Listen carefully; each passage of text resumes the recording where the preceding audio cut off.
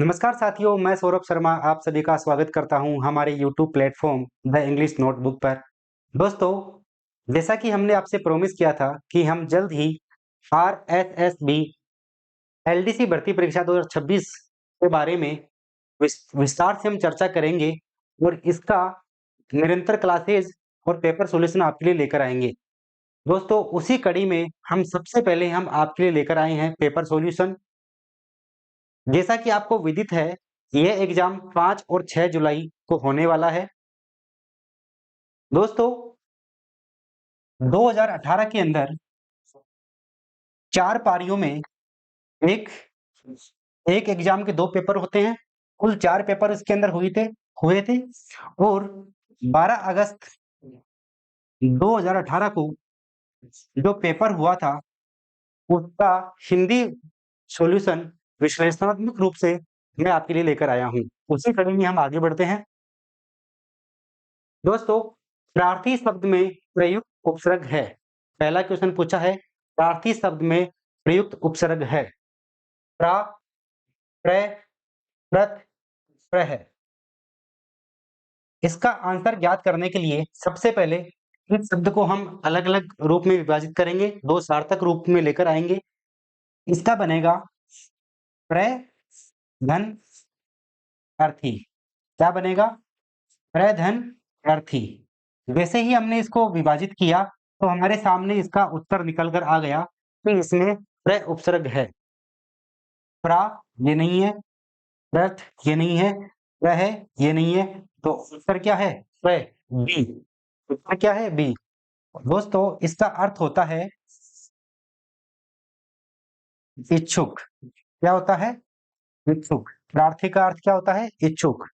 आगे बढ़ते हैं। हम इसी प्रकार से हर एक ऑप्शन को विस्तार से पढ़ेंगे, अर्थ को समझेंगे, उसको हर एक दृष्टि से संधि, उपसर्ग, प्रत्यय और शब्दावली के रूप में उसका अध्ययन करेंगे, ताकि यह एक पेपर सॉल्यूशन ना हो करके आपके सिलेबस का संपूर्ण सार निकले। आगे पूछा गया है कि इक प्रत्यय से निर्मित शब्द नहीं है। इक प्रत्यय से निर्मित शब्द नहीं है। सात्विक, सात्विक में इक प्रत्यय है। नैमितिक, नैमितिक में इक प्रत्यय है। दैनिक, दैनिक में इक प्रत्यय है। मोहक, मोहक में इक प्रत्यय नहीं है। इसका उत्तर होगा मोहक। इसका उत्तर क्या होगा? मोहक। जैसे कि एक-एक के बारे में हम चर्चा कर लेते हैं। इसका बनेगा सत्व प्लस इक। मूल शब्द क्या है इसके अंदर? सात्विक में सत्व। मूल शब्द क्या है? सत्व। इसी प्रकार से नैमित्तिक के अंदर, नैमित्तिक के अंदर निमित्त प्लस इक। निमित्त प्लस इक। मूल शब्द क्या है इसमें? निमित्त। और दैनिक के अंदर मूल शब्द है दिन। क्या है? दिन प्लस इक। तो ये क्या बना? दैनिक। आगे बढ़ते हैं। निम्नलिखित शब्दों में से एक शब्द संकर का पर्यायवाची नहीं है। निम्नलिखित में से एक शब्द संकर का पर्यायवाची नहीं है। उसके संबंध में हमें इसका उत्तर निकालना है। बहुत ही अच्छा प्रश्न है। लगभग जो भगवान से संबंधित होते हैं, कृष्ण, विष्णु, शंकर, इन सबके लगभग एक एक प्रश्न एग्जाम में पूछा जाता है, उसको हम पढ़ रहे हैं। शशधर, भूतेश, भूतों के ईश भगवान शिव का होता है। वामदेव भगवान शिव को कहते हैं। त्रिलोचन भगवान शिव को कहते हैं। लेकिन शशधर ये शंकर का पर्यायवाची शब्द नहीं होता। तो शंकर का पर्यायवाची शब्द क्या होता है? देखो, मुख्य रूप से महादेव, चांद और चांदनी, ये तीनों शब्द ऐसे हैं जो कि लगभग कंफ्यूज करते हैं। उसको हम आगे बढ़ते हैं। महादेव का, महादेव को इंदुशेखर, कैलाशपति, गिरीश, चंद्रमौली, चंद्रशेखर, त्रिनयन, त्रिलोचन, नीलकंठ, पशुपति, पिनाकी, ये बहुत अच्छा शब्द है, पिनाकी। भूतेश, मदन रिपु, महेश्वर, रुद्र, विधुशेखर, शंकर, शंभु, शशि शेखर और शिव हर आदि नामों से जानते हैं। ये सब इनके पर्यायवाची शब्द हैं। इसी प्रकार से चांद के देखते हैं हम। मृत निधान, इंदु, कलानाथ, क्षपाकर, चंद्र, चंद्रमा, तारकेश्वर, द्विजराज, निशाकर। एक होता है निशाकर जो कि चांदनी का होता है, एक होता है निशाचर जो कि राक्षस का होता है, रात्रि में विचरण करने वाला। निशानाथ, मंगलाक्षण, मृगांक, मयंक, महताब। महताब लगभग आम भाषा में हम इसको मेहताब मेहताब बोलते हैं, जो कि गलत है। शुद्ध शब्द क्या है? महताब। राकापति, राकेश, रजनीपति, विधु, शशांक, शशि, सुधांशु, सोम और हिमांशु। ये शब्द किसके हैं? चांद के हैं। किसके हैं? चांद के हैं। आगे बढ़ते हैं। चांदनी के अमृत दर्व, उजियारी, कलानिधि, कौमुदी, चंद्र चंद्रम चंद्रमरीचि, चंद्रिका, ज्योत्सना और हेमकर। देखो दोस्तों, ज्योत्सना एक अच्छा शब्द है जिसका अर्थ होता है चांदनी, और ज्योत्सना शुद्ध रूप से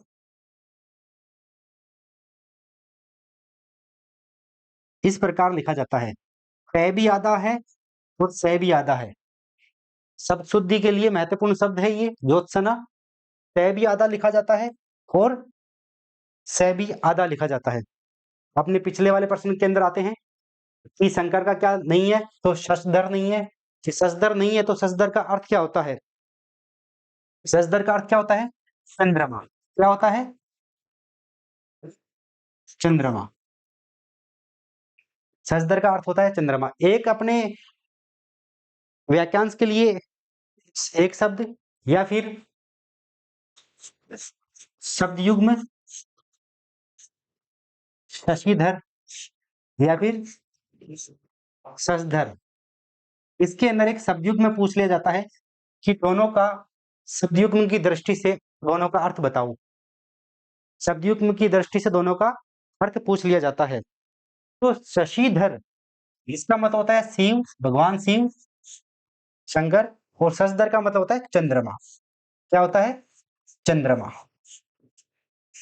अब इस प्रश्न में किसी भी प्रकार की कोई वो नहीं है। त्रिलोचन, वामदेव, भूतेश शंकर के हैं। शशधर का अर्थ चंद्रमा होता है। शब्द युग्म की दृष्टि से हमने इसको देखा तो इसका अर्थ निकल के आता है शशिधर होता है शिव और शशधर होता है चंद्रमा। आगे बढ़ते हैं। तामसिक शब्द का सही विलोम होगा। एग्जाम में प्रश्न पूछा गया, तामसिक शब्द का सही विलोम होगा। तामसिक का विलोम होता है सात्विक, परंतु ये एग्जाम के अंदर इसको डिलीट कर दिया गया। प्रश्न को डिलीट कर दिया गया क्योंकि राजसिक भी लगभग लगभग समान अर्थ देता है, इसीलिए इसको विरोधाभास होने के कारण इसको डिलीट कर दिया गया। आगे बढ़ते हैं। निम्नलिखित में से कौन सा विलोम युग्म सही नहीं है? कौन सा विलोम सही नहीं है? देखो, इष्ट का अनिष्ट होता है, बिल्कुल सही है। आशा का निराशा, बिल्कुल सही है। उर्वर का उसर, बिल्कुल सही है। आधुनिक, नवीन, ये दोनों तो एक दूसरे के पर्याय हैं, पर्यायवाची का अर्थ दे रहे हैं, समानार्थी शब्द हैं ये दोनों। ठीक है, तो ये उत्तर ये गलत है, इसी प्रकार से ये उत्तर हो जाएगा। ठीक है दोस्तों, आगे बढ़ते हैं। क्वेश्चन नंबर 6 पे आ जाते हैं। पतंग शब्द किस अर्थ में प्रयुक्त नहीं होता? पतंग शब्द किस शब्द में प्रयुक्त नहीं होता? जब भी प्रश्न को हम पढ़ें तो नहीं का अर्थ जरूर देखना है। प्रश्न में पूछा क्या गया है? पूछा गया है पतंग शब्द किस अर्थ में प्रयुक्त नहीं होता। पहला है सूर्य, दूसरा है पक्षी, तीसरा है कनकौवा, चौथा है वादक।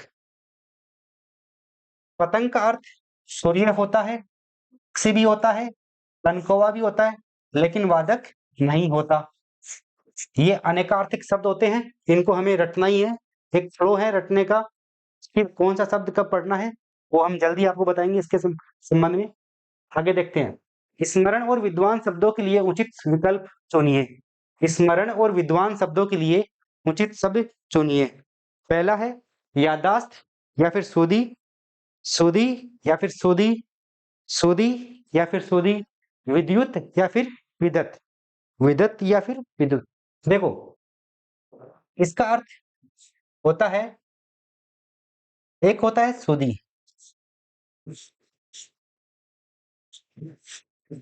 इसका अर्थ होता है याद करना। क्या होता है? याद करना। और एक है सुधि, इसका होता है बुद्धिमान।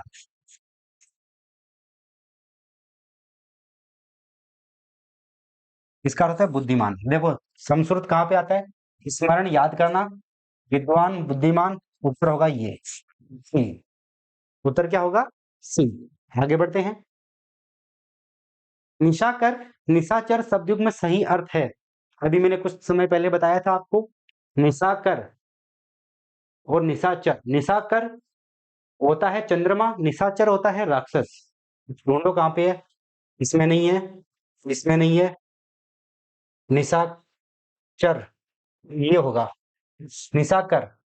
ठीक है, करने वाला और विचरण करने वाला। तो उत्तर होगा ए, उत्तर होगा ए, चंद्रमा और राक्षस। इसी प्रकार से आगे बढ़ते हैं, निम्नलिखित में से कौन सा विशेषण संज्ञा शब्द से नहीं बना? क्या पूछ रहा है? नहीं बना। तो जहरीला बना है, कंटीला बना है, तो एक से अधिक होने के कारण प्रश्न को एग्जाम से डिलीट कर दिया गया था। आगे देखते हैं, इनमें से शुद्ध शब्द कौन सा है? इनमें से शुद्ध शब्द कौन सा है? सारांश नहीं, सह, बिल्कुल ये सह नहीं आता है। सारांश ये आता है, बिल्कुल सही है। उत्तर क्या होगा? डी, सारांश। क्या होगा उत्तर? डी, सारांश। आगे बढ़ते हैं, वह दृश्य मेरी, वह दृश्य देख मेरी आंख में आंसू आ गया। वाक्य में अशुद्धि का कारण है, वाक्य में अशुद्धि का कारण है, अशुद्धि का कारण है, शुद्ध क्या होगा? वह दृश्य देख मेरी आंखों में आंसू आ गए, आंखों में आंसू आ गए, तो वचन संबंधी हो गई? नहीं, नहीं, नहीं, वचन संबंधी। कैसी अशुद्धि है इसमें? वचन संबंधी अशुद्धि है। आगे बढ़ते हैं, भगवान द्वारा हमारी रक्षा की जाती है। वाक्य में, वाक्य किस वाक्य से संबंधित है? भगवान के द्वारा। देखो दोस्तों, के द्वारा, के द्वारा, जब भी के द्वारा अर्थ देता है भाववाच्य का,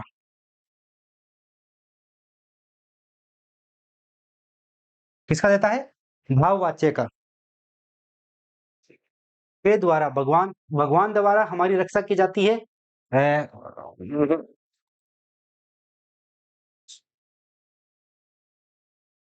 ये आएगा इसमें क्रमवाच्य। क्या आएगा? क्रमवाच्य। भगवान द्वारा हमारी रक्षा की जाती है। क्रिया का कर्ता का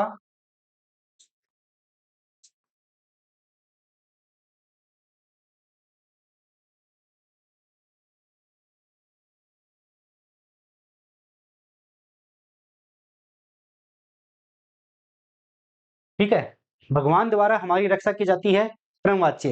इसके अंदर क्रमवाच्य के अंदर के द्वारा एक की पॉइंट है, अगर के द्वारा का प्रयोग हो रहा है तो लगभग लगभग उत्तर क्रमवाच्य ही होता है। आगे बढ़ते हैं, मोहन ने अविनाश को पढ़ाया। वाक्य में कौन सी क्रिया है? मोहन ने अविनाश को पढ़ाया, वाक्य में कौन सी क्रिया है? मोहन ने अविनाश को पढ़ाया, वाक्य में सकर्मक क्रिया है, वाक्य में सकर्मक क्रिया है। मोहन ने किसको पढ़ाया? अविनाश को, उत्तर मिल रहा है। ठीक है, मोहन ने अविनाश को पढ़ाया। जहां प्रश्न में उत्तर मिले वो वहां सकर्मक क्रिया होती है। वहां कैसी कौन सी क्रिया होती है? सकर्मक क्रिया होती है। आगे देखते हैं, अभिज्ञ अभिज्ञ उचित शब्द युग्म छाटिए। अभिज्ञ और अभिज्ञ, अभिज्ञ और अभिज्ञ में उचित शब्द अपने को छाटना है। देखो, अभिज्ञ का मतलब होता है, एक तो होता है अभिज्ञ, एक होता है अनभिज्ञ। अभिज्ञ का मतलब होता है जानकार, जानकार जो किसी के संबंध में जानता हो, ठीक है। अनभिज्ञ मतलब जो जानता नहीं हो, जो किसी के संबंध में जानता नहीं हो,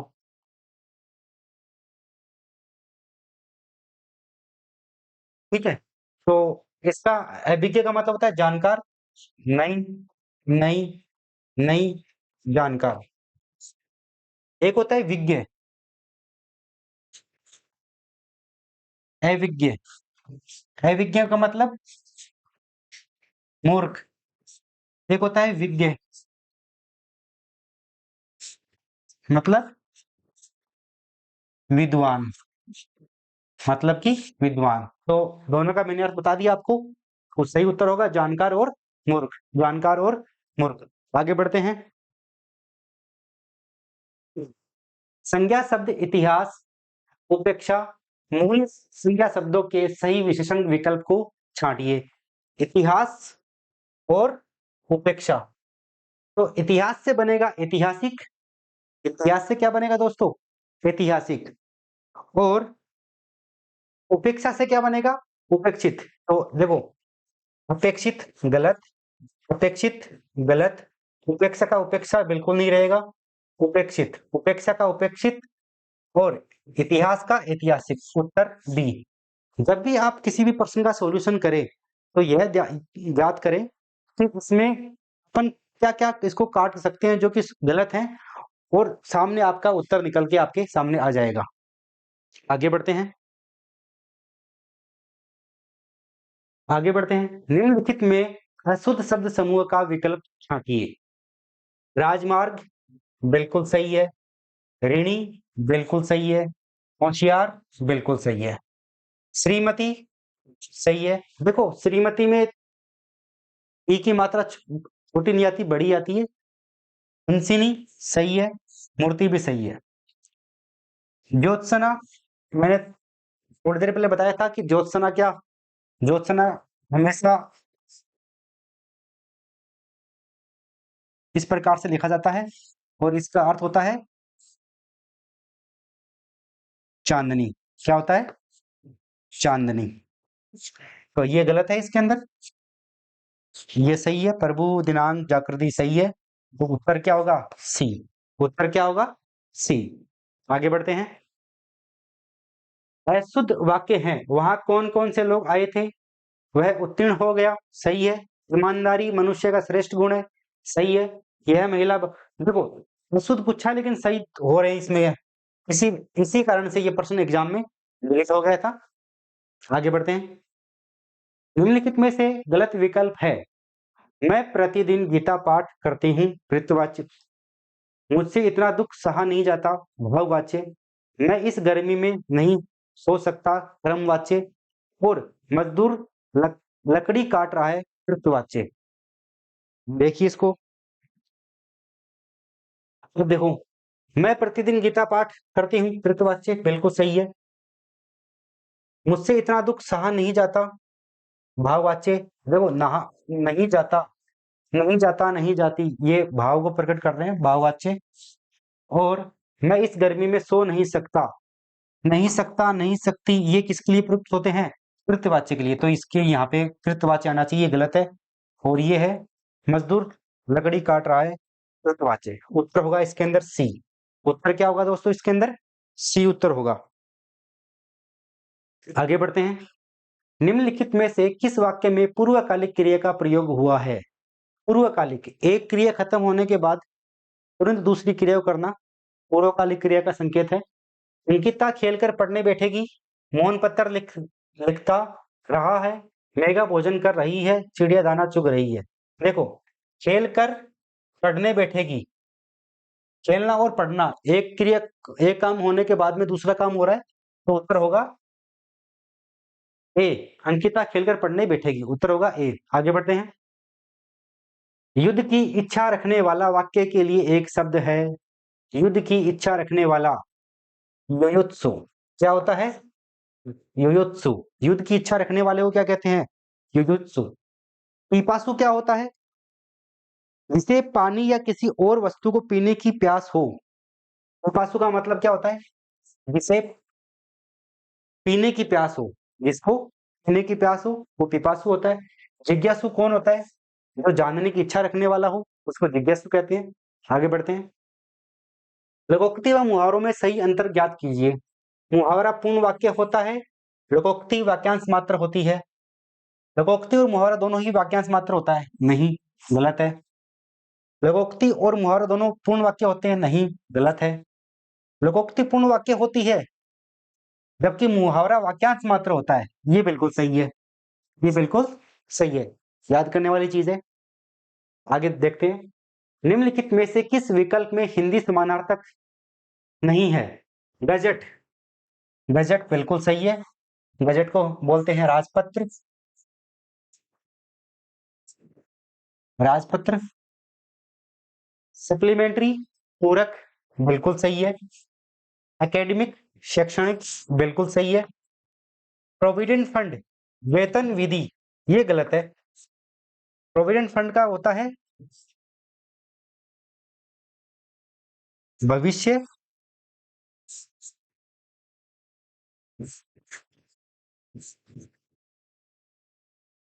भविष्य निधि। क्या होता है? भविष्य निधि। प्रोविडेंट फंड को बोलिए, बोलते हैं हम भविष्य निधि। आगे बढ़ते हैं।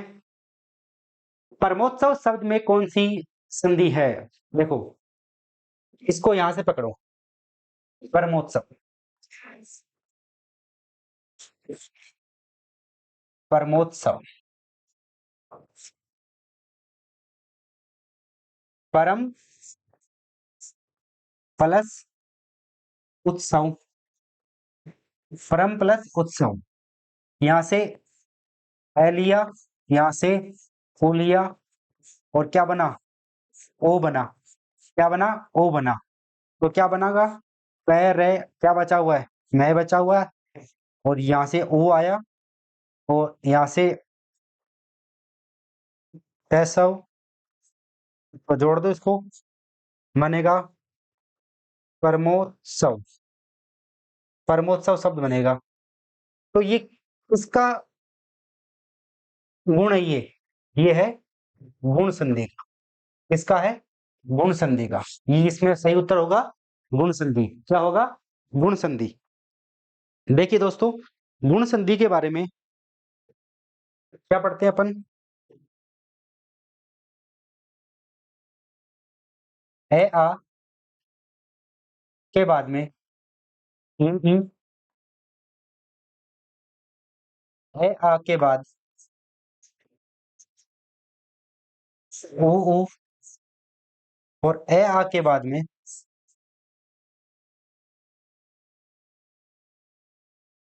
री आए। ए आ के बाद में री आए, तो क्या बनेगा इसका?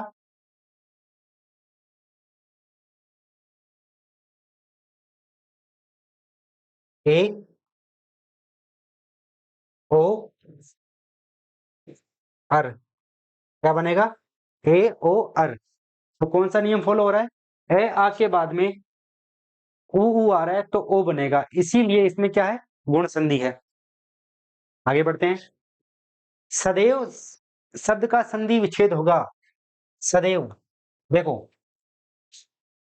ए आ के बाद अगर ए और आई आए, ए आ के बाद अगर ओ और औ आए, तो इसका बनता है आई, इसका बनता है औ। देखो इसके अंदर सद एव, सदा एव, सद एव, सदा एव। देखो, सदा प्लस एव, ठीक है, गलत, गलत, सदा सदा। अब एव के अंदर मात्रा नहीं आती है, गलत, तो उत्तर होगा ये। कौन सी संधि है इसके अंदर? वृद्धि संधि। कौन सी है? वृद्धि संधि। ये कौन संधि है इसके अंदर? वृद्धि संधि है। आगे बढ़ते हैं। नमस्ते में कौन सी संधि है? नमस्ते में कौन सी संधि है? इसके अंदर होगा विसर्ग संधि। कैसे? देखिए, इसको देखते हैं। इसका बनेगा नमः प्लस प्लस ते, नमः प्लस ते। विसर्ग का बनेगा से, तो शब्द बन के आएगा नमस्ते। अब ये किस नियम के तहत हुआ है? किस नियम के तहत हुआ है उसका अपन अध्ययन कर लेते हैं एक बार। किस नियम के तहत हुआ है? जब भी विसर्ग के बाद में च और छ आए, विसर्ग के बाद ट छ आए, विसर्ग के बाद च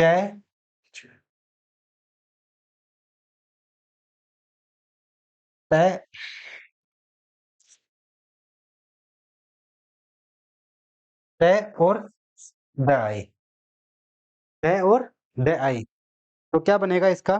त और थे आए, तो इस विसर्ग का बनेगा श, इसका बनेगा छ, और इसका बनेगा स। तो इस नियम के तहत यहाँ पे विसर्ग की जगह आगमन हो गया है श का, तो शब्द बना है नमस्ते। शब्द बना है नमस्ते। आगे बढ़ते हैं। आगे बढ़ते हैं। निम्नलिखित पदों में कर्म दायरे समास का उदाहरण है। महाजन, कष्टसाध्य, यथाशीघ्र, पीताम्बर। यथाशीघ्र क्रम में तो अव्ययीभाव समास है,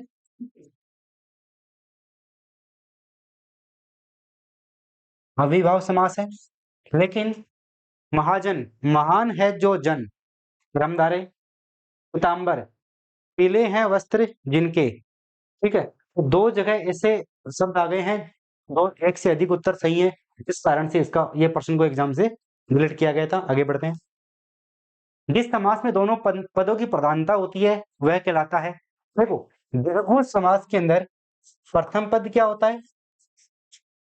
प्रथम पद संख्यावाची होता है। प्रथम पद संख्यावाची और समूह है या फिर समाहार,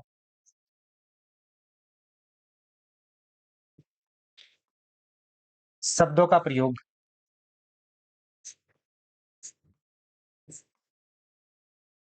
ठीक है, तो ये तो नहीं है। बहुब्री समास के अंदर अन्य पद प्रधान,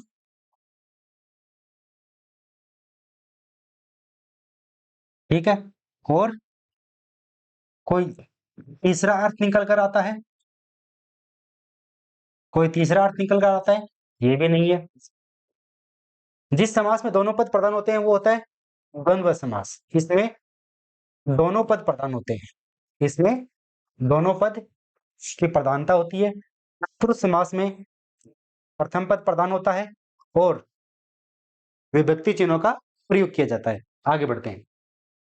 अध कचरा शब्द किस उपसर्ग से बना है? अध, इजी प्रश्न है। अध कचरा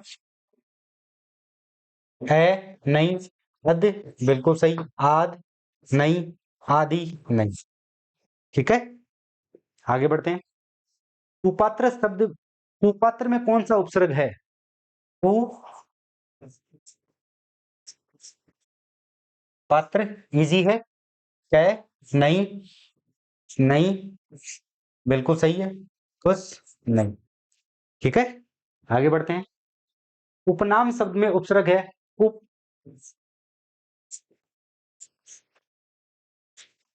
उपनाम। उप उप सही है। ओ नहीं, ओ नहीं। उप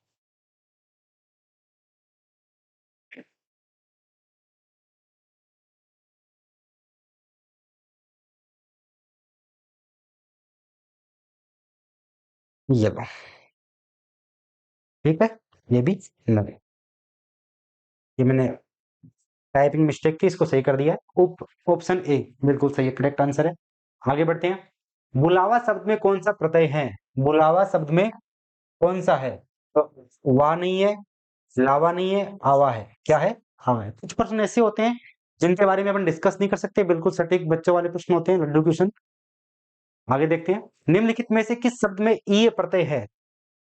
ईय प्रत्यय, देखो, उत्तरदायी, इसमें कोई भी प्रत्यय नहीं है, ये एक शब्द केवल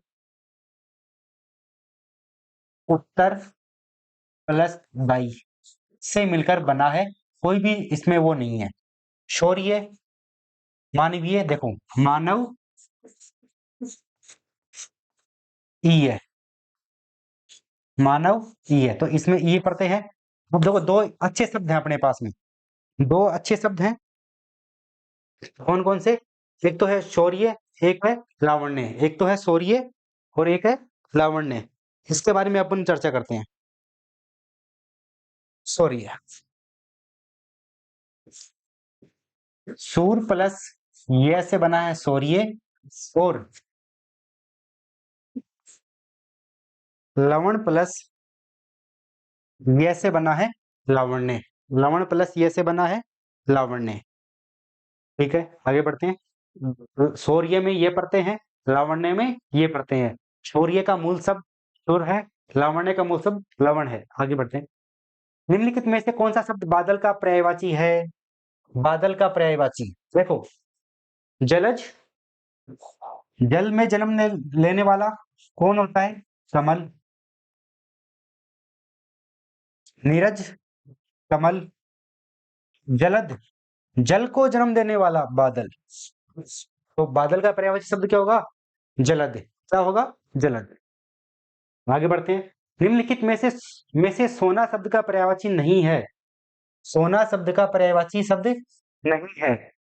क्या क्या है? हिरण्य, तड़ित, हाटक, हेम। हिरण्य, तड़ित, हा- हाटक और हेम। देखो, सोने का, हिरण्य सोने का होता है, हाटक होता है, हेम होता है, तड़ित नहीं होता।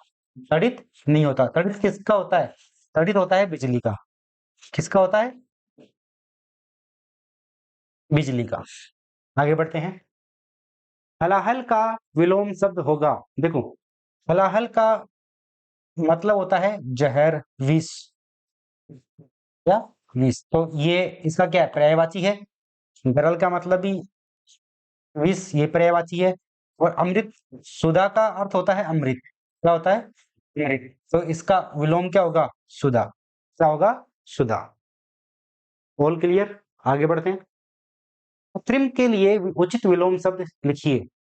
देखो, बनावटी, नकली, कठोर, नहीं। कृत्रिम का विलोम होता है नैसर्गिक। क्या होता है? नैसर्गिक। क्या होता है? नैसर्गिक। ठीक है। बनावटी, कृत्रिम तो एक जैसे ही होते हैं, एक ही समान अर्थ निकलता है। और नैसर्गिक क्या होता है? कृत्रिम का विलोम। आगे बढ़ते हैं। अंक का अनेकार्थक शब्द होगा। अंक का अनेकार्थक शब्द होगा। ये विष्णु, कामदेव, संख्या, दोसर के पासे। ठीक है। अंक का विष्णु नहीं होता, कामदेव नहीं होता, चौसठ के पासे नहीं होती है संख्या। क्या होता है? संख्या। अंक के और भी पर्यायवाची होते हैं, अनेकार्थक शब्द होते हैं, जैसे कि गिनती के अंक, गिनती के अंक, ये ऐसे लिखा हुआ आता है, गिनती के अंक। ठीक है। चौसर के पासे इसका नहीं होता, चौसर के पासे का होता है अक्ष। क्या होता है? अक्ष। ठीक है। तो अंक का अनेकार्थक शब्द होता है संख्या। क्या होता है? संख्या। और अन्य क्या क्या होते हैं? गिनती के अंक, भाग्य, गोद। कुछ शब्द ऐसे होते हैं जिनको आपको याद कर लेना चाहिए, जैसे कि अंक स्टार्ट में ही पूछ लिया जाता है। आगे बढ़ते हैं। इनमें से एक शब्द ईश्वर का समानार्थी है। ईश्वर, भगवान, बिल्कुल इजी। अंश का मतलब होता है इच्छा। देखो, दो चीज होती है, एक होती है अंश, ठीक है, और एक होता है अंश। इसका तो होता है अर्थ हिस्सा, और इसका अर्थ होता है कंधा। कंधा शब्द युग्म की दृष्टि से इंपॉर्टेंट है, ठीक है। कछार कोई मिट्टी विट्टी, कछार मिट्टी का अर्थ होता है। वाण का मतलब होता नहीं बाण, तीर का मतलब होता है, बाण का संबंध तीर से है। आगे बढ़ते हैं। जो कुछ न जान जो कुछ न जानता हो वाक्य के लिए एक शब्द है। जो कुछ न जानता हो वाक्य के लिए एक शब्द है। देखो, अल्पज्ञ, अल्पज्ञ का अर्थ होता है जो थोड़ा जानता हो, जो थोड़ा जानता हो, थोड़ा जानता हो। अज्ञ, अज्ञ का विलोम क्या होता है? विज्ञ। विज्ञ का मतलब होता है विद्वान, अज्ञ का मतलब होता है मूर्ख। अज्ञेय, ठीक है। जो कुछ नहीं जानता हो वो होता है अज्ञ। जो कुछ नहीं जानता हो वो अज्ञ। और जो बहुत कुछ जानता हो विज्ञ, वो होता है विद्वान, ठीक है। तो ये दोनों आपस में क्या है? जो कुछ न जानता हो अज्ञ, और जो बहुत कुछ जानता हो वो होता है विज्ञ, ठीक है। ये इसका विलोम, ये उत्तर है इसका, अज्ञेय। आगे बढ़ते हैं। निम्नलिखित में से लोकोक्ति चुनिए। देखो, लोकोक्ति, कमर कसना, दम भरना, टांग अड़ाना, एक पंथ दो काज, ये क्या है? ये लोकोक्ति है। बाकी तीन क्या है? मुहावरे हैं। मुहावरों की एक पकड़ होती है कि लास्ट में ना लगा होता है, लास्ट में ना लगा होता है, जबकि लोकोक्ति में ऐसा कुछ नहीं होता। कमर कसना मतलब दृढ़ संकल्पित होना, दम भरना, टांग अड़ाना किसी काम के में रुकावट डालना। आगे बढ़ते हैं। ईद का चांद होना मुहावरे का सही अर्थ है। ईद का त्योहार होना नहीं, ईद पर चांदी काटना नहीं, बहुत दिनों बाद दिखाई देना बिल्कुल, ये उत्तर होगा इसका। ईद पर चांद को लाना नहीं, तो उत्तर होगा सी। उत्तर होगा सी। आगे बढ़ते हैं। भार मुक्त करने के लिए अंग्रेजी का समानार्थक पारिभाषिक शब्द क्या होगा? भार मुक्त के लिए, भार मुक्त के लिए अंग्रेजी का समानार्थक शब्द क्या होगा?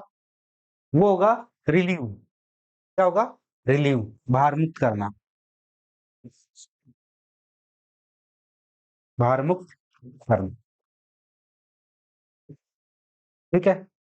बाकी की भी देख लेते हैं। रिइंबर्स का मतलब होता है, रिइंबर्स का मतलब होता है प्रतिपूर्ति करना, प्रतिपूर्ति करना, ठीक है। रिलैक्स, बिल्कुल आराम। आगे देख लेते हैं। वैकेंसी का हिंदी समानार्थक शब्द क्या है? वैकेंसी का होता है रिक्ति। क्या होता है? रिक्ति, खाली जगह नहीं होता। शुद्ध रूप से क्या होता है? रिक्ति। नियुक्ति का होता है अपॉइंटमेंट, और स्वीकृति का होता है एक्सेप्टेंस, ठीक है। आगे देखते हैं। वह मेरी चचेरी बहन थी वाक्य का सही अंग्रेजी अनुवाद होगा। वह मेरी चचेरी बहन थी, पास्ट की बात कर रहा है। शी वॉज नॉट, नेगेटिव आ गया, ये नहीं उत्तर। शी इज, प्रेजेंट की बात कर रहा है, छोड़ो। शी वर, पास्ट की बात कर रहा है, लेकिन शी के साथ में शी वॉज, बिल्कुल ये उत्तर हो जाएगा इसका। उत्तर क्या हो जाएगा? She was my cousin. उत्तर ए, वह मेरी चचेरी बहन थी, शी वॉज माई कजिन। आगे बढ़ते हैं। क्या मैं आपकी सहायता कर सकता हूं वाक्य का अंग्रेजी रूपांतरण होगा? मे आई हेल्प यू, लगभग इसका उत्तर यही होता है। कैन आई हेल्प यू, ये ये दो तो ये could I help you, what I help you, ये तो शुद्ध रूप से गलत है। लेकिन may I help you, can I help you में से अगर अपन को देखना पड़े तो मे आई हेल्प यू ज्यादा स्ट्रॉन्ग लगता है, लेकिन प्रदेश बोर्ड ने इसको डिलीट कर दिया था। आगे बढ़ते हैं।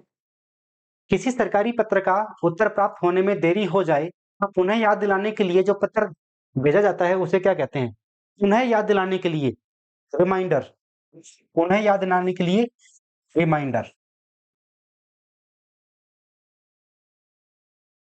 रिमाइंडर यानी कि अनुस्मारक। हिंदी में बोलेंगे अनुस्मारक। परिपत्र क्या होता है दोस्तों? परिपत्र एक साथ बहुत सारे लोगों को भेजा जाता है वो परिपत्र होता है। आम सूचना के लिए परिपत्र जारी करती है राज्य सरकार। आगे देखते हैं। कौन सा पत्र 100 से अधिक संख्या में किसी को भेजा जा सकता है? देखो, वो परिपत्र सर्कुलर। सर्कुलर को गस्ती पत्र,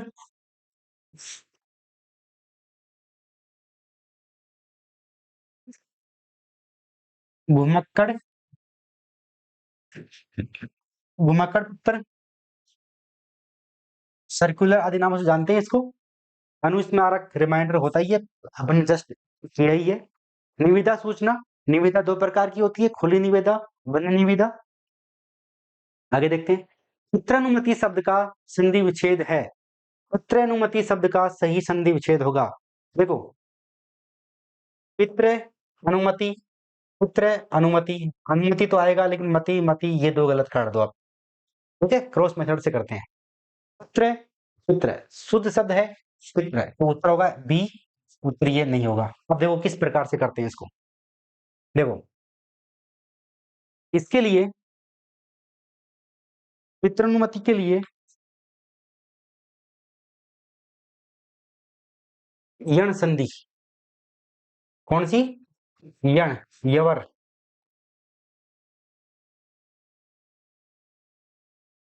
यवर। अगर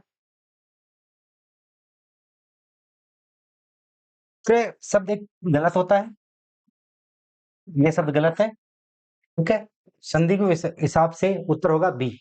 और संधि कौन सी होगी इसमें? यण संधि। आगे बढ़ते हैं। अन्वेषण शब्द में कौन सी संधि है? अन्वेषण में अनु प्लस एषण।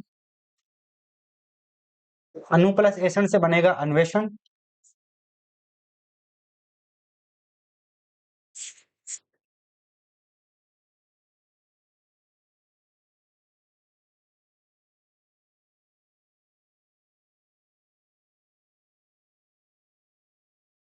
ठीक है, अनु प्लस एषण से बनेगा एषण, अन्वेषण।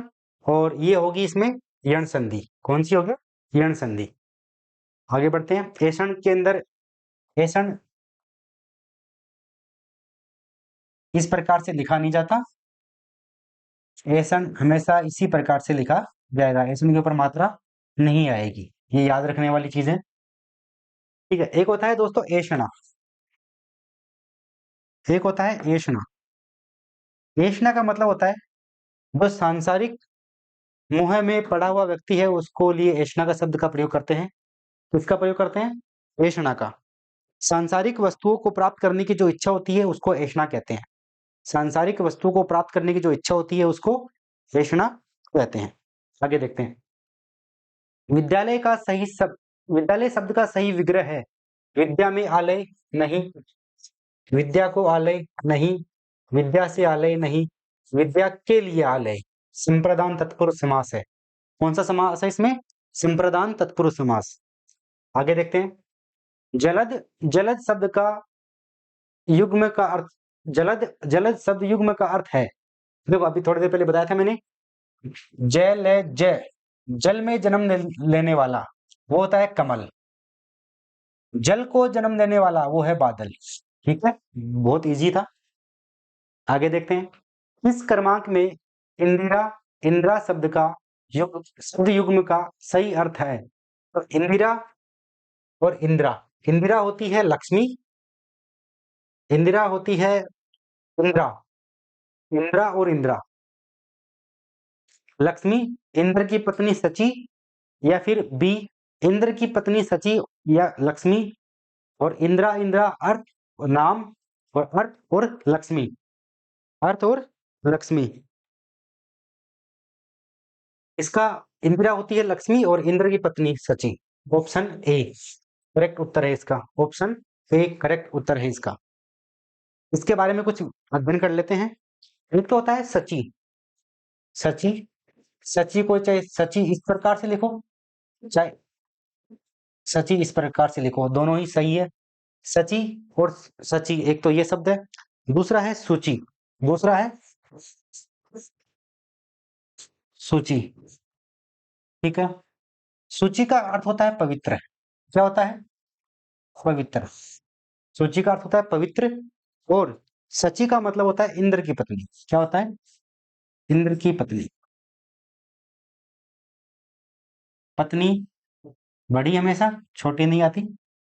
तो ये शब्दयुग्म की दृष्टि से हमने यहीं से इसको देखा है कि और क्या हो सकता है। इंद्र की पत्नी सची, सची और सची का होता है इंद्र की पत्नी, और सूची का मतलब होता है पवित्र। ठीक है, आगे देखते हैं। हाँ, एक साथ ये भी देख सकते हैं अपन। एक होता है सूची, एक होता है सूची, और एक होता है सूची। देखो ये तो हो गई लिस्ट, सूची, लिस्ट, नामावली बोल दो, लिस्ट बोल दो। और ये होती है सुई। क्या होती है? सुई। ये शब्द युग्म की दृष्टि से अच्छे दोनों शब्द हैं। यहां से हमने देखा कि इंदिरा और इंदिरा का शब्द युग्म क्या है, तो वो है लक्ष्मी, इंद्र की पत्नी सची। तो सची और सची इंद्र की पत्नी, तो सूची होता है पवित्र। आगे बढ़ते हैं। संज्ञा शब्द से बना विशेषण है। संज्ञा शब्द से बना विशेषण है। देखो, संज्ञा क्या होती है कि किसी स्थान के नाम को संज्ञा कहते हैं। वस्तु व्यक्ति स्थान के नाम को संज्ञा कहते हैं। तो स्थान क्या है? लखनऊ। लखनऊ से क्या बना? लखनवी। तो क्या है संज्ञा विशेषण? क्या है? लखनवी। क्या है? लखनवी। आगे बढ़ते हैं। निम्नलिखित शब्दों में से संज्ञा शब्द से बना विशेषण छांटिए। संज्ञा शब्द से बना विशेषण छांटिए। 54 में देखो, संज्ञा शब्द से कमाऊ नहीं, ऊपरी नहीं, छुअक्कड़ नहीं, चाहे सुगंधित। सुगंध से क्या बना है? सुगंध से क्या बना है? सुगंधित। सुगंध से क्या बना है? सुगंधित। आगे देखते हैं। निम्नलिखित शब्दों में से शुद्ध शब्द है। देखो, आगामी, हाँ बिल्कुल सही है। अजमाइश, अजमाइश नहीं होता, अजमाइश नहीं होता, क्या होता है? आज माइस होता है। क्या होता है? आजमाइश होता है। यहाँ पे डॉट आएगा। अंताक्षरी, अंताक्षरी नहीं होता, क्या होता है? अंत्या, अंत्याक्षरी होता है। ठीक है, और ऐप ई डॉट। आश, ये भी गलत है।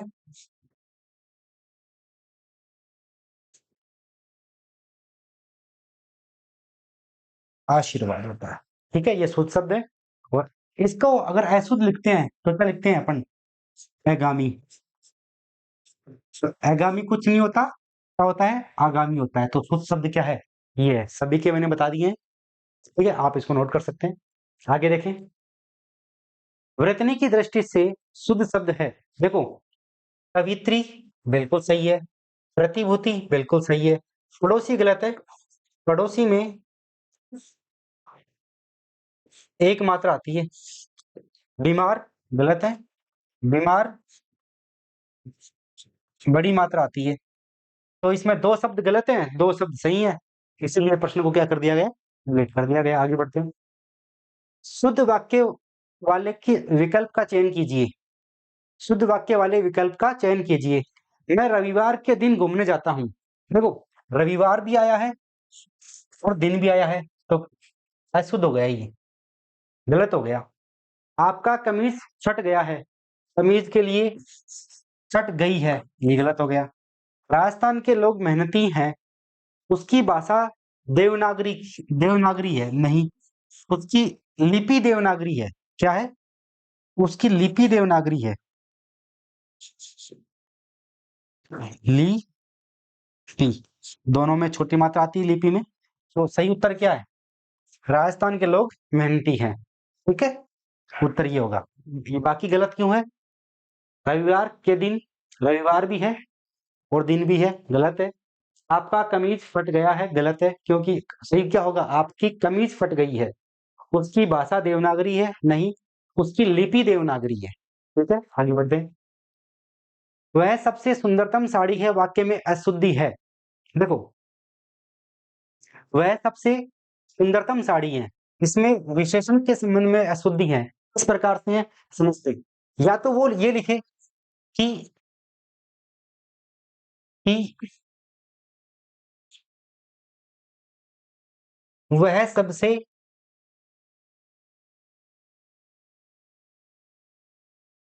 वह सबसे सुंदर साड़ी है, या फिर वो ये लिखे कि वह सुंदरतम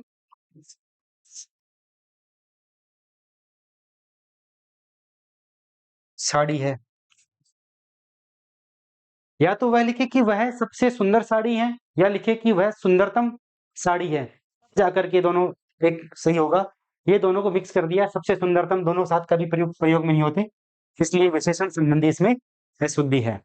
आगे बढ़ते हैं, आगे बढ़ते हैं कि निम्नलिखित वाक्यों में से कृतवाच्य नहीं है। क्या नहीं है? कृतवाच्य नहीं है। निम्नलिखित में से कृतवाच्य नहीं है। देखो, सीता पुस्तक पढ़ती है, बिल्कुल सही है, कृतवाच्य है। रमा सितार बजाती है, बिल्कुल सही है। पुस्तक पढ़ी जाती है, कर्ता ही गायब है, जहां कर्ता ना हो वहां कृतवाच्य हो सकता है क्या? नहीं, वहां क्या होता है? कर्मवाच्य होता है, इसलिए ये उत्तर कर्मवाच्य कृतवाच्य नहीं है। उत्तर लिखता है, वह पत्र लिखता है, ठीक है, तो उत्तर क्या होगा? पुस्तक पढ़ी जाती है, इसमें क्या होगा? कर्मवाच्य है। आगे बढ़ते हैं। निम्नलिखित में से कौन सा वाक्य कृतवाच्य नहीं है? फिर पूछ लिया गया है, वाच्य के प्रश्न, क्रिया और वाच्य के इसमें अच्छे क्वेश्चन पूछे जाते हैं। अच्छा टॉपिक है, इसको अपन बहुत अच्छे से कवर करेंगे। देखो, क्या है, प्रेमचंद ने गोदान लिखा, कैदी रिहा कर दिए गए, ट्रक ने सारा सामान पहुंचा दिया, वो राधा लिख नहीं पाती। देखो, लिख नहीं पाती, ठीक है, ये क्या है?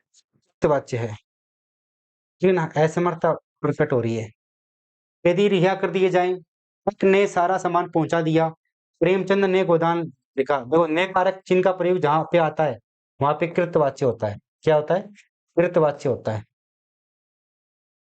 ठीक है।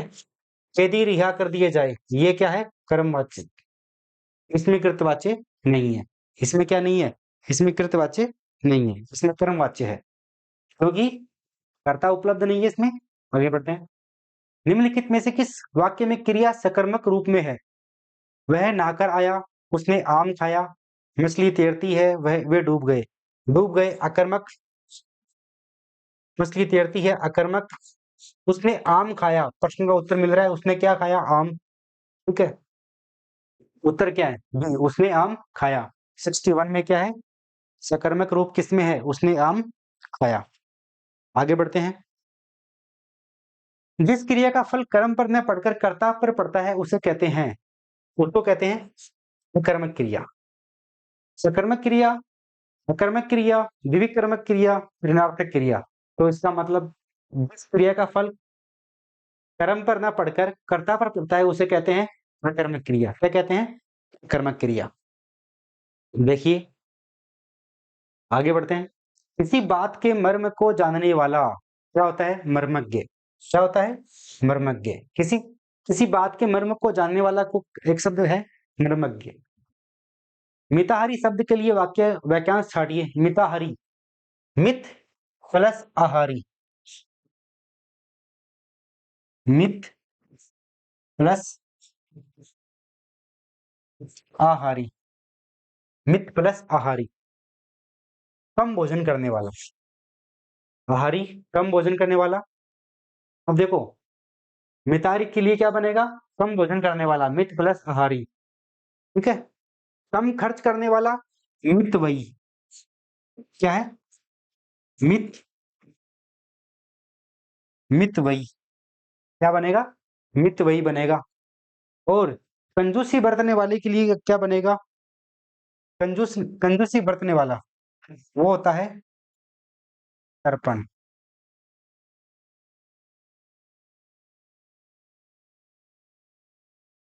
वो होता है दर्पण या फिर कंजूस। ठीक है दोस्तों, आगे बढ़ते हैं। निम्नलिखित में से लोकोक्ति का चयन कीजिए। आंखें दिखाना, ना ना ना, ये क्या है? मुहावरे हैं। क्या है? मुहावरे हैं। और ये क्या है? कौवा चले हंस की चाल। कौवा चले हंस की चाल, ये क्या है? लोकोक्ति है। बाकी सब क्या है? मुहावरे हैं। इसका मैंने बताया था आपको कि जहाँ मुहावरों की एक पहचान होती है, अंत में ना लगा हुआ होता है, तो वो मुहावरे हैं लगभग लगभग। तो देखो, आंखें दिखाना, आंखें दिखाना मतलब धमकी देना। आंखें दिखाना मतलब धमकी देना। दांत खट्टे करना, दांत खट्टे करना मतलब बुरी तरह परास्त करना, बुरी तरह हराना। और अंगारे उगलना मतलब कड़वी बातें बोलना। अंगारे उगलना मतलब कड़वी कड़वी बातें बोलना। और कौवा चले हंस की चाल, कौवा चले हंस की चाल, वह व्यक्ति जो अपनी मूल प्रकृति को भूलकर, वह व्यक्ति जो अपनी मूल प्रकृति को भूलकर किसी और की नकल करता है, उसके लिए प्रयोग में की जाती है। आगे बढ़ते हैं। ये विद्यार्थियों के लिए भी लागू होती है। अपनी रणनीति अपने लिए लागू होनी चाहिए, हमें किसी और की रणनीति हमें ऐसे लागू नहीं करनी चाहिए। विफलता मिलती है, सफलता के लिए खुद प्लान करो, अपने अनुसार उसको फॉलो करो। आगे बढ़ते हैं। निरस्त करना शब्द का अंग्रेजी पारिभाषिक शब्द होगा। निरस्त करना, रिवोक। निरस्त करना, रिवोक कर देना। निरस्त करने का मतलब होता है रिवोक कर देना। क्या होता है? रिवोक करना। रिवैलिडेट, पुनः वैध कर देना। और रूटीन क्या होता है? रूटीन के लिए शब्द प्रयोग करेंगे अपन, नैमितिक बोल देंगे इसको अपन, या फिर दिनचर्या बोल देंगे, दस्तूरी बोल देंगे, अनेक शब्द बोल सकते हैं। आगे देखो, मुसीबत में कौन तुम्हारा साथ देगा। मुसीबत में कौन तुम्हारा साथ देगा, वाक्य का सही अंग्रेजी रूपांतरण क्या होगा? कौन देगा, फ्यूचर की बात कर रहा है ना। देखो, who will help you in adversity. Who was तो बिल्कुल नहीं आएगा, इसको काटो। हु इज गोइंग, ये भी बिल्कुल नहीं आएगा, प्रेजेंट कंटिन्यूअस की बात हो गई। आर बीइंग, नहीं। तो उत्तर क्या है? Who will help you in adversity, बिल्कुल करेक्ट उत्तर क्या है? ए। आगे बढ़ते हैं। कार्यालय पत्रों की भाषा कैसी होनी चाहिए? औपचारिक भाषा होनी चाहिए। कार्यालय पत्रों की भाषा कैसी होनी चाहिए? औपचारिक भाषा होनी चाहिए। ठीक है।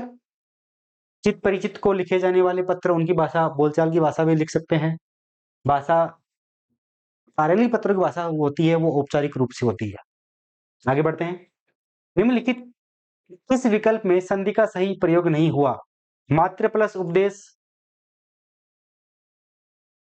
हरि प्लस इच्छा, गण प्लस ईश, मधु प्लस आचार्य। ठीक है, इसमें नहीं हुआ, सब में हुआ है, तो पर्सन को डिलीट कर दिया गया था। आगे बढ़ते हैं। जिस पर्सन में विरोधाभास है उस पर्सन को डिस्कस करना इतना जरूरी नहीं है। आगे जो अपने काम की चीजें वो देखते हैं। पांच तंत्रों का समाहार विग्रह का सही समास है पंचतंत्र। क्या है? पंचतंत्र। पांच तंत्रों का समाहार पंचतंत्र। कौन सा समास है? द्विगु समास। कौन सा है? द्विगु। बताया था मैंने, प्रथम पंच संख्यावाची होता है, समूह है, समाहार का प्रयोग किया जाता है। पंचतंत्र, पांच तंत्रों का समाहार। निम्नलिखित में से सत उपसर्ग से बना शब्द नहीं है। बहुत अच्छा प्रश्न है। कौन सा? क्या है? देखो, सत प्लस रूप, व्यंजन संधि। सत प्लस इच्छा, सदिच्छा। सत प्लस शास्त्र, सतर्क, इसमें नहीं है। बाकी सब में सत उपसर्ग है। बाकी सब में सत उपसर्ग है, एक में नहीं है। वो है सतर्क में नहीं है, बाकी सब में है। व्यंजन संधि है। अभी किस नियम के तहत बनी, कैसे बनी, जब हम संधि प्रकरण पढ़ेंगे तब उसके बाद में इसमें डिस्कस करेंगे। आगे देखो, किस विकल्प में सभी प्रत्यय स्त्री बोधक तदित प्रत्यय के हैं? देखो, प्रिया, वारी, हथौड़ी, देवरानी, लेखिका, इंद्राणी, बिल्कुल ये उत्तर है। ननद, शेरनी, जलज ये नहीं है। सेठानी, मोरनी, खटोला ये नहीं है। वारी नहीं है, ठीक है। इसी प्रकार से उत्तर क्या होगा? बी। देवरानी, लेखिका, इंद्राणी में क्या है? स्त्री बोधक तदित प्रत्यय हैं। बिल्कुल इजी क्वेश्चन था। आगे बढ़ते हैं। वामा, कामिनी, रमणी, ललना ये सब किस शब्द के पर्यायवाची हैं? ये शब्द हैं नारी के। किसके हैं? नारी के शब्द के पर्यायवाची हैं। किसके हैं? नारी के। वामा, कामिनी, रमणी, ललना किसके हैं? नारी के। तो हेल्यास एक पतिव्रता नारी थी। रेखांकन शब्द का उचित विलोम विकल्प चयन कीजिए। देखो, पतिव्रता का अपोजिट होता है उल्टा। क्या होता है? उल्टा। पतिव्रता का जस्ट अपोजिट क्या होता है? उल्टा। देखो, वंद्या क्या होता है? वंद्या, वंद्या होता है निसंतान, निसंतान स्त्री को वंद्या बोलते हैं। ठीक है। उल्टा का अपोजिट पतिव्रता, पतिव्रता का उल्टा। ठीक है, ये पता ही है। उल्टा। तो देखो, इसमें एक शब्द आया है अहिल्या। आम बोलचाल की भाषा में अपन क्या बोलते हैं? अहिल्या। क्या बोलते हैं? अहिल्या। जो बोलते हैं वही लिखते हैं, अहिल्या। लेकिन ये शब्द अशुद्ध है। शुद्ध शब्द क्या है? अहिल्या। क्या है? अहिल्या। याद रखना, ये गलत है और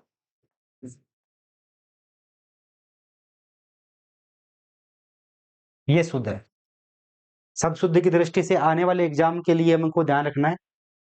आगे बढ़ते हैं। नीचे दिए गए अनेकार्थक शब्दों में से कौन सा अनुपयुक्त है? ठीक है दोस्तों, इसमें से लगभग लगभग सभी कुछ सही है, कुछ गलत है। इसलिए इसको दिनेश बोर्ड ने इसको क्या कर दिया था? डिलीट कर दिया था। ठीक है। इस प्रकार से कुछ कुल 75 क्वेश्चन थे। 75 क्वेश्चन में से लगभग 8% डिलीट कर दिए गए थे लास्ट टाइम पे,